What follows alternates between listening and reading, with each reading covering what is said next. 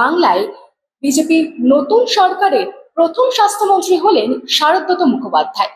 বুধবার নতুন সরকারের দপ্তর বন্টনের পর স্বাস্থ্য দপ্তরে গিয়ে দায়িত্ব গ্রহণ করলেন স্বাস্থ্যমন্ত্রী শারদব্রত মুখোপাধ্যায় ও স্বাস্থ্য প্রতিমন্ত্রী সুমনা সরকার। প্রথমে তিনি দপ্তরে গিয়ে আধিকারিকদের সঙ্গে বৈঠক করেন। পরবর্তীতে তিনি বেরিয়ে এসে বলেন, এতদিন পর্যন্ত স্বাস্থ্য দপ্তর মুখ্যমন্ত্রীর হাতে ছিল, কিন্তু তিনি শুধুই দুর্নীতি করেছেন। এছাড়াও তিনি অভিযোগ করেন, মেডিকেল কাউন্সিলের ভোট চুরি করে হয়েছে, তাই তাদের উচিত নিজের থেকেই ছেড়ে চলে যাওয়া। পাশাপাশি তিনি প্রশ্ন তোলেন, কোন নৈতিক অধিকারে তারা এখনো পর্যন্ত এই দায়িত্বে রয়েছেন। পাশাপাশি তিনি কড়া ভাষায় বার্তা দেন, আগামী দিনে যেখানে যেখানে দুর্নীতি পাবে সেখানে সেখানেই কড়া হাতে আইনি পদক্ষেপ নেবে। ভেরি চ্যালেঞ্জিং, ডুয়েবল, এমন নয় যে আনডুয়েবল।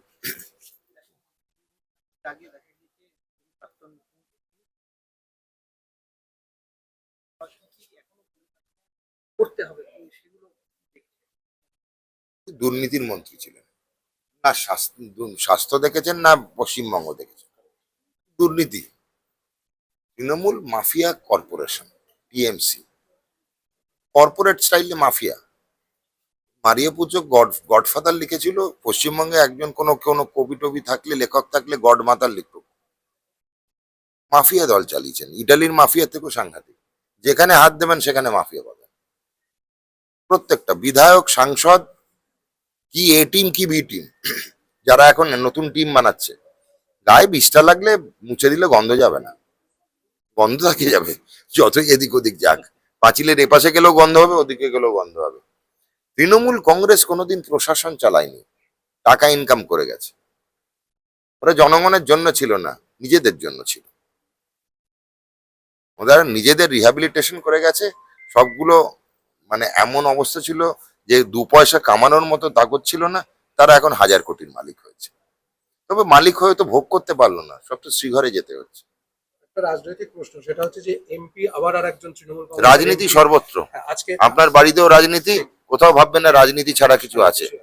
বলুন। যেটা কথা হচ্ছে, কিছুদিন আগে সুখেন্দু শেখর রায় পদত্যাগ করলেন, আজকে আবার সুস্মিতা উনি ঘুরিয়ে অন্য রাস্তা দিয়ে আর রাজ্যসভার মেম্বার হতে চাইছেন, সুখেন্দু শেখর রায়। আর আরেকজন এমপি আজকে আবার পদত্যাগ করলেন। সেটাও তাই। পদত্যাগ যদি করতেই হতো এতদিন বুঝতে পারেনি? অনুতাপটা এত পরে এলো।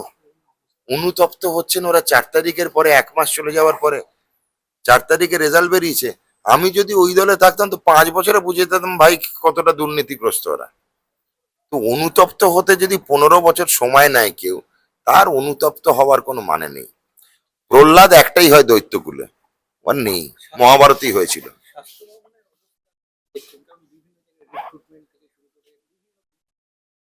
আরেকজন আছে তো, আরেকজন বিধায়ক স্বাস্থ্য ভবন লুটে পুটে খেয়ে গেছে, রায় বংশ। বললাম তো, পুরো ফ্যামিলিটা লুটে পুটে খেয়ে গেছে। ঠিক আছে, বিধায়ক যিনি ছিলেন কিন্তু লুটে পুটে খেয়ে গেছে, এখনো খাচ্ছেন কাউন্সিলে বসে। লজ্জা শরম নেই। আরে সামান্য কাটসি হয় ছেড়ে দিয়ে চলে যা। তাল তাল কাগজ পেয়েছি আমি ওর নার্সিং হোমের কমপ্লেন। কোথায় লুকোবো এদেরকে? নিজেকে এদেরকে ডাক্তার বলতে আমার কষ্ট হয়। এরাও ডাক্তার। পদক্ষেপ নেওয়া হবে, যেখানে যেখানে পাবো আইনত পদক্ষেপ নেওয়া হবে। মেডিকেল কাউন্সিলের মেম্বারদের জিজ্ঞেস করুন না তারা আছেন কি করে, কোন নৈতিক অধিকারে তারা আছেন। ভোটটা চুরি করে করেছিলেন, ইলেকশনটা দুর্নীতিগ্রস্ত ছিল।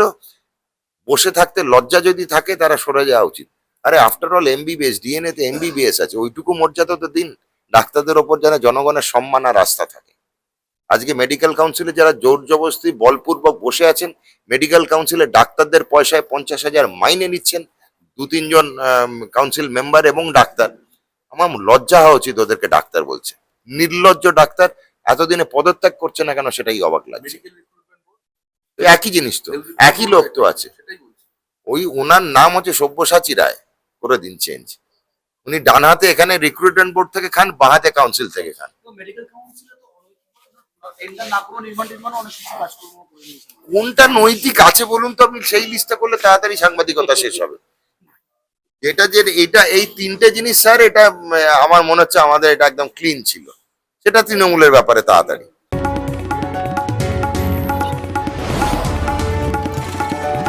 আপনারা দেখছেন ইনফো পালস বেঙ্গল, সত্যের স্পন্দন বাংলার কণ্ঠ।